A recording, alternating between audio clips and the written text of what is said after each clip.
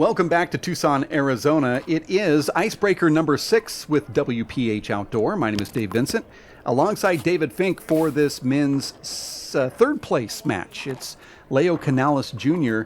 going up against Sam Esser here. Both of them lost. Sam, of course, lost to you in the semifinals, and Canales had that nail biter against Shorty Ruiz, as you may recall. Leo had 2 match points in that match to make the finals, but he's here in the third place final. This is a rematch, Dave, of the Icebreaker number 4, won by Leo Canales 21-6, 21-19. And this is a one-gamer to 21, is that right? Yeah, okay. Right. And these two played arguably the most memorable match in collegiate handball history, or at least in the 21st century, where it was Leo winning the individual title and the team title 11-8 in that final. Wow. At Missouri State. And I don't know if I've ever seen more people watching a match, with the exception of the 2012 World Championships. Tons, hundreds of people surrounding that 2-glass court at Missouri State in Springfield. That was on Sam Esser's home court. Okay, it was short. And Dave, we've mentioned this on their previous Icebreaker. These are 2 of the top 20-something stars in the sport. These are the future players, future and current stars of the sport. That's a nice get.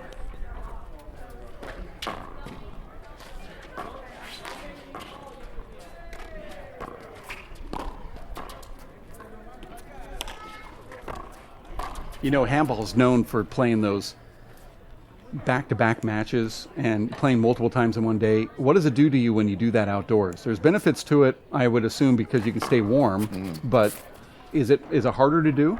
I think it's easier outside, but it is exhausting. It might be one of those things where it's easier to do in the moment, but later, when your body's trying to recover, it might be harder, especially if you don't drink enough water. You know, just being out in the sun all day, even if you're not doing anything, completely zaps your energy. And it is very hot on the court right now. I've gone on to some pretty long hikes recently because the weather is so great here in Tucson that I've felt it. If I don't hydrate exactly perfect, I'll feel it for sometimes a week, where you're close to having to get an IV if you don't do the right things.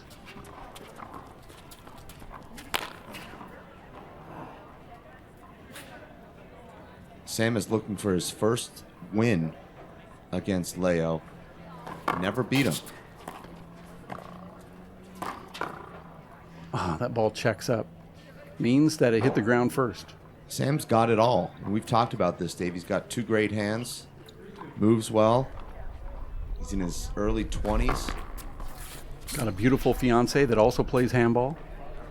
Yeah, Was that creepy? Too creepy, right? Not for me. Okay, all right. Not at all. And she's nice, too. Well, just like him. They're the greatest. And you can say the same about Leo. These guys just don't leave handball on the court. They go home, and it's their girlfriends, significant others are also handballers. You know, you said this at the last Icebreaker when they played each other. I'm looking forward to this. Okay. That they looked a lot alike the court. I said they have a lot of similarities. Right, and I totally dismissed it at the time, but the more I've seen them play here against each other, which is only just like 3, 4, 5 points. Okay, 8 points. Yeah. I'm getting them confused. So maybe it's my old age, or what I'm saying is they're the same age. I think they're the same height, same weight. Both have girlfriends, fiancés that are aspiring women's race for 8 handballers. Both really good, right-handed, handsome. But they have flashes of excellence. Flashes of that is creepy, actually. They have flashes of excellence with their left hand. I just slide that one in. It's not past me. It. No, I mean the last one who says it is the bigger creeper. Okay. So that erased mine. I didn't want you to have that lurking or hanging over you. Well, it was going to. Yeah, not anymore. Nope.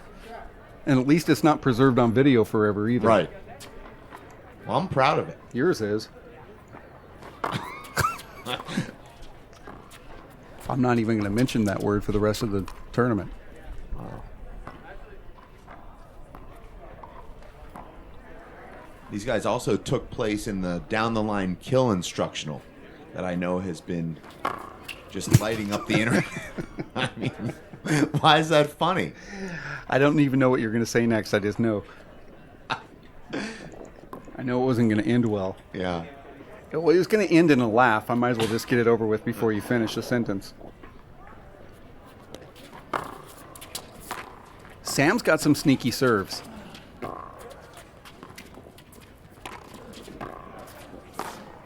Look at That's that beautiful. shot. I mean, how can you hit a ball any better than that? Oh, that was perfect.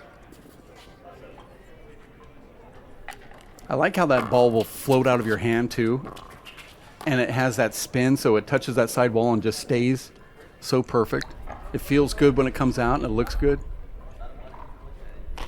Well, Sam hits so many highlight reel kill shots that are just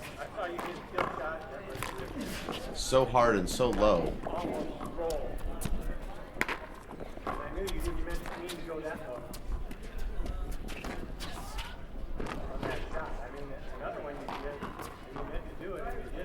Now, Sam had COVID early on in the season, and he said even though it's been a few months, he still can't get over it, that it's still in his system. And Leo hasn't had it, but he's been surrounded by so many people that have, Right. which is really a big mystery. Everybody around him, his parents, his Living in the same siblings, house as them. his girlfriend, they've all had it, but he hasn't. But Sam, and I believe even Michaela, Right. But she they- also had it. and they said they're feeling it still today, that it's still hanging out in their lungs. It's a long recovery, apparently. You know, you run into a lot of people that say, we're all going to get it anyway. And so they kind of take it with that loose approach, but you're saying, well, if you can prevent it, prevent it. Right.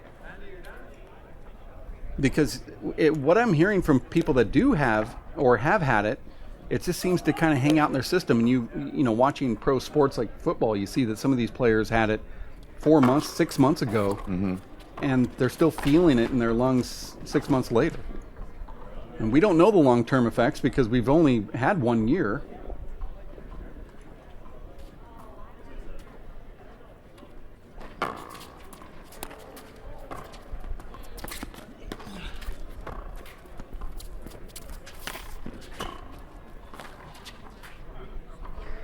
Not a bad idea, I don't think, with that short hop fly kill sort of. It's not a fly, but it's a short hop, a quick short hop. There's one of those nice hop serves from Leo.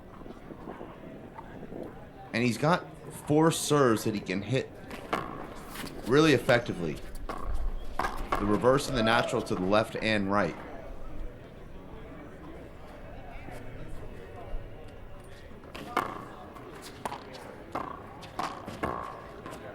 One thing I can tell you about Leo's serve, when he hops it, from deep back here, he doesn't telegraph it. He's one of the only players that you see, Danny Cordova is another one, that doesn't telegraph when you're about 55 to 60 feet back. Most players that you can just see what their hand is doing, even though the person hitting the return of serve can't see it. But Leo has this sort of opposite reaction. He looks like he's hitting a natural, but it ends up being a reverse, like that. Well, he actually looks like he goes under the ball from deep when you're 60 feet back, but he actually goes over it. And now maybe the opposite happens when you're a return of server against Leo and you can actually read it. But and another miss for Sam.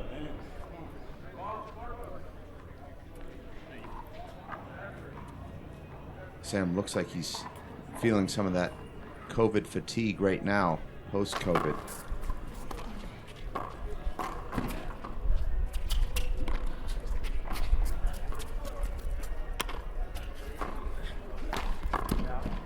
This is for third place. Here at Icebreaker number 6.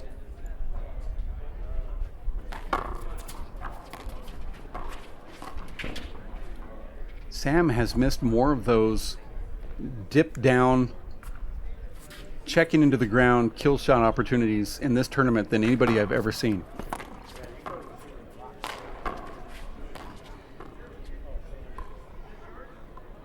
hard to kind of understand because he's such a talented player, and you see him make these strange errors. I think it's probably just a lack of court time. See, I know we're not going to get a replay here, but Leo looks like he's going over that ball, and it's actually a natural hook.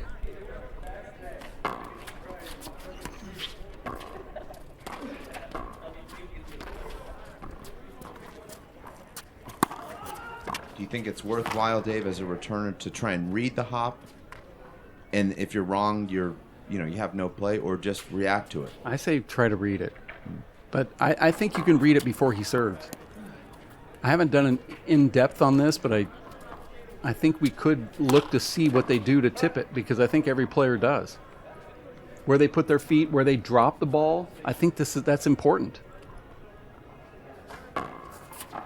See, it looked like a reverse out of his hand. It's actually a natural hook.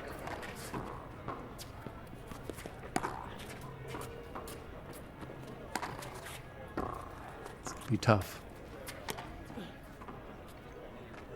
Come on.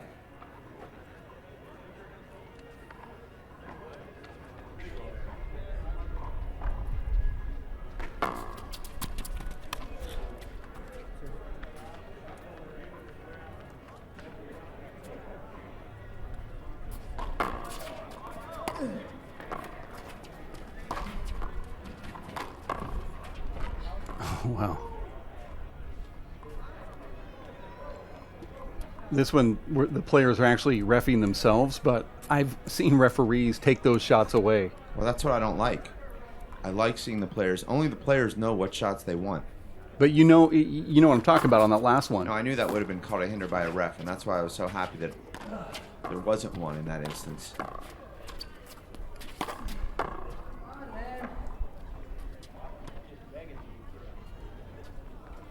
Maybe going forward, you let the referee just call the score. The players call their own hinders, and if the referee objects to the hinder call, he can overrule. Yeah, I like that. Because there are times when you need the ref on certain things where the players both don't know. Was it in? Well, I saw it good, or maybe on the line, but I really can't tell. And the referee, if they, without certainty, know. The referee can only overrule. Right. Doesn't make the call. I think is a better way to do it.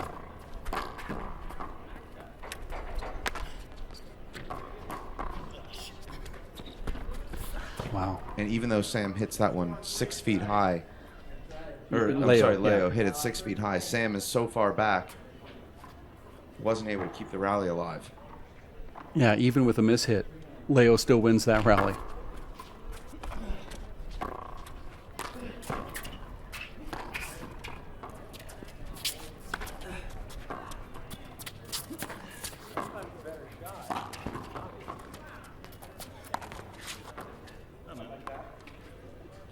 And this court plays so much differently when it's warm compared to cold. You see matches played, as we've had at 8 in the morning, when it's 47 degrees, so much slower than now where it's about 88 on the court. Right. And so what happens is the ball ends up getting warmer too, and you see these balls flying off this court. I was going to bring that up earlier because I noticed that with just little effort whatsoever, Leo was able to hit the ceiling from pretty deep, almost at the long line, and the ball went all the way back to the deep line. That's a lot of power, but it's really the ball getting warmed and a lot of power. Well, Sam and I have played 8 a.m. matches out here when it's 45 degrees, and you can't do anything to get a ceiling shot past the back line. Yeah. Or a serve to go out of the court. That ball just shaves the front wall but never makes it. I guess that would be similar to baseball. Much harder, I'm sure, to hit a home run when it's cold, right, than on a hot day. Well, is somebody beating on a wastebasket somewhere? But yeah, generally speaking, unless you're in Houston. So the Astros are the only team that steals signs? Is that what you're saying? Well, I'm just a National League guy. Oh, they're in the American League now. Darn it. Only American League teams, sorry. Okay. Leo with a nice, comfortable lead here, 16-9, going to 21. That's a fist. Sidearm? Yeah, I don't know. Yeah, it definitely was a fist, but I don't know if that's on purpose or not. I like that deep serve for that result right there. Well, deep down the middle doesn't give you any room to bail out if you're the returner. The side wall can't help you. So in that sense, it is effective.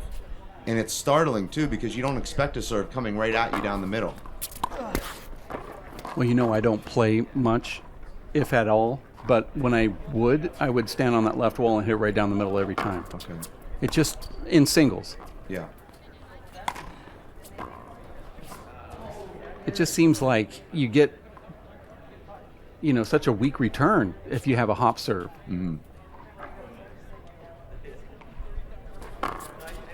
And then from there, you can hit one of your mystery balls that hits 8 walls. Uh-huh. Or just swing and miss, which is usually, it's either 8 or 0. Yeah.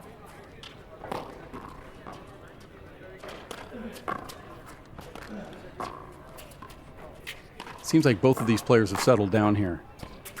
Yeah, we're seeing some nice handball here.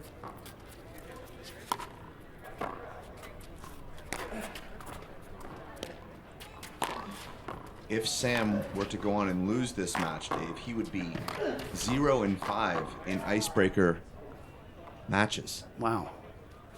Well, that was a great shot right there from Sam, who's just hanging around. Well, at one point down 18-9, going to 21.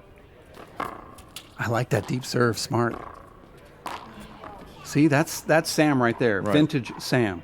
Great serve, fly, first strike, kill, right corner, and taking some off too, so he feathers it in there.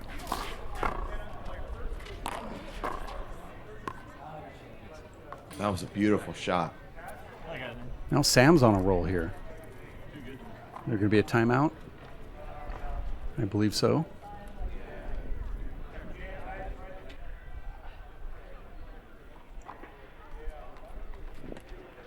This is a one-game match to 21. It's for third place of Icebreaker number 6 with the World Players of Handball Outdoor division. Clark Park in Tucson, Arizona. Sam Esser serving.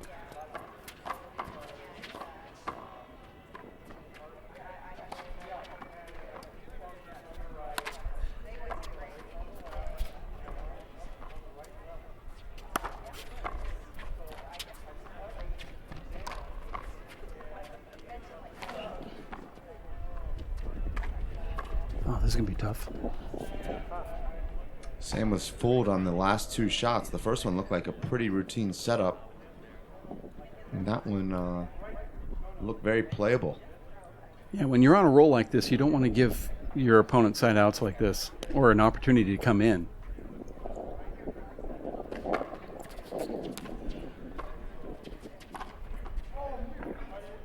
Leo is not closing the door, so Sam is, like you said, hanging around.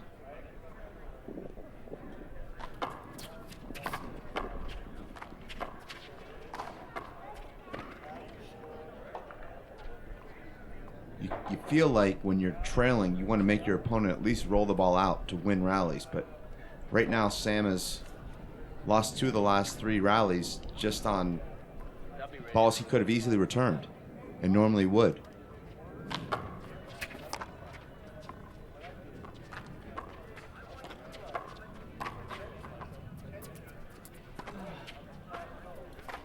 See, now if you're Sam, you can live with losing that rally. Hit a couple of pretty good shots, and Leo works his way into that fly kill.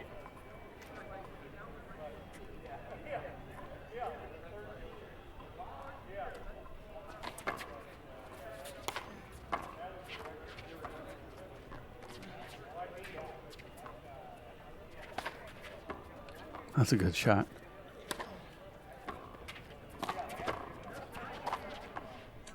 I don't know how Sam keeps missing those. We saw Sam come back from 14-19 in the second game of the Icebreaker number 4 against Leo. Ended up losing that game 21-19. Now down 20-14.